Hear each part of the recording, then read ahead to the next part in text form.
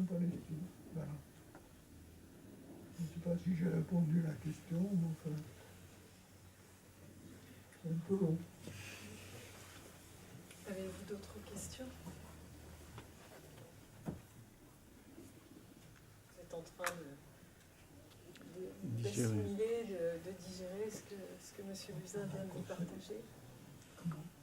Je disais qu'ils sont en train de recevoir ce que vous leur avez partagé. Écoutez, il faut le faire parce que je veux vous dire, j'étais la semaine dernière à Aix-en-Provence, dans un grand lycée, collège, pratiquement aussi nombreux. Alors, quand on est arrivé aux questions, bon, il y a eu 2 ou 3 questions auxquelles j'ai pu répondre.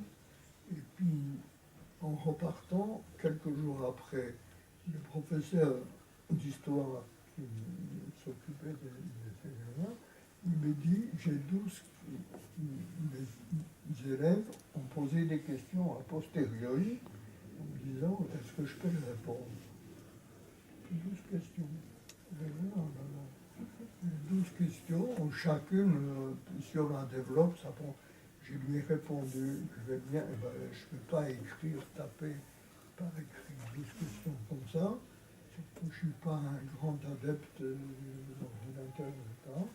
Eh bien, j'ai dit non, je ne peux pas. La seule chose que je peux, s'ils veulent, que je peux faire soit par téléphone répondre, et s'il veut que les élèves participent, c'est lui qui m'a proposé de faire ça par Skype et donc de répondre à ces 12 questions. Et je ne veux pas vous lire la question, mais je la sais.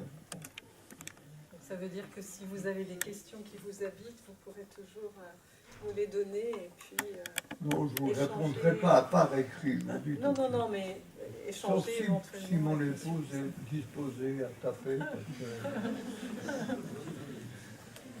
Avant que vous partiez, je sais que ça va être l'heure du déjeuner. Pas d'autres questions, pas de regrets?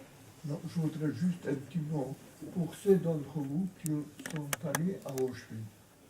Il y en a certains qui sont. Je voulais savoir, est-ce que vous avez pu percevoir les distinctions entre les 2 camps, entre le camp de Birkeland et le camp d'Auschwitz? Est-ce que vous avez compris l'essentiel de ces 2 camps? Parce que je peux vous dire qu'Auschwitz était un camp de travail qui a été érigé, dans lequel il y avait beaucoup de nations, il y avait beaucoup de Polonais aussi, des opposants au régime nazi. Mais Birkenau, on appelait Auschwitz II, parce qu'Auschwitz I a été érigé en 1941, je crois en 1942. Eh bien, c'était des anciennes casernes de l'armée polonaise, avec des bâtiments en briques rouges, que vous avez vu. Et c'était des bâtiments quand même où il y avait des fenêtres, il y avait des portes, il y avait des moyens de chauffage, d'ailleurs le four semble toujours là dans certaines chambres, et donc c'était vivable. D'accord, on vivait à 3 étages, etc., à plusieurs, enfin c'était vivable, et par conséquent, au contraire de Birkenau, qui étaient des baraques en bois qui étaient construites, qui ont été toutes démontées. D'ailleurs, vous avez vu qu'il n'y avait plus rien, il y avait juste, on a gardé 2 baraques, 2 ou 3 baraques, pour montrer comment c'était, tout le reste a été démontré. Et d'ailleurs, les 2 baraques qui sont là ne sont pas tout à fait d'origine. Elles ont été démontées, parce que les Polonais se sont dit que le bois peut servir aux bâtiments, aux constructions, pour construire Varsovie, etc.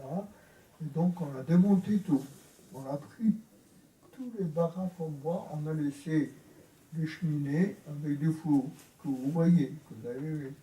Et par conséquent, c'est tout. Maintenant, après, ils ont compris quand même que Auschwitz. Mais je peux vous dire encore une petite chose, c'est que jusqu'à la chute du mur, c'est-à-dire la période où la Pologne était occupée par Staline, etc., on ne reconnaissait pas, on ne voulait pas reconnaître qu'à Birkenau, il y a eu 1 300 000 juifs qui ont été exterminés que dans un camp là. Quant aux chiffres, quand vous pensez ce que c'est 1 million, vous ne pensez pas, parce que quand vous entendez sur l'autoroute qu'il y a eu 13 morts, vous êtes tous impressionnés. Et alors que là, on remonte des chiffres absolument incroyables, eh bien, il était indiqué, les gens qui venaient visiter Auschwitz avant la chute du mur, c'est-à-dire avant 59, je me souviens, il y avait marqué dans ces camps 1 300 000 Polonais ont été exterminés. Alors, un non-sens comme ça était inadmissible. C'est-à-dire que d'abord, par les exterminés, il n'y avait pas que des juifs polonais, même s'ils étaient polonais, il n'y avait pas des juifs polonais, il y avait des juifs de tous les autres pays qui ont été exterminés là-bas. Après, ça a changé. Après la chute du mur, on a quand même reconnu qu'il y a eu des juifs qui ont été exterminés à Birkenau, où on a fait aménager des choses de mémoire au fond du camp, etc. Voilà.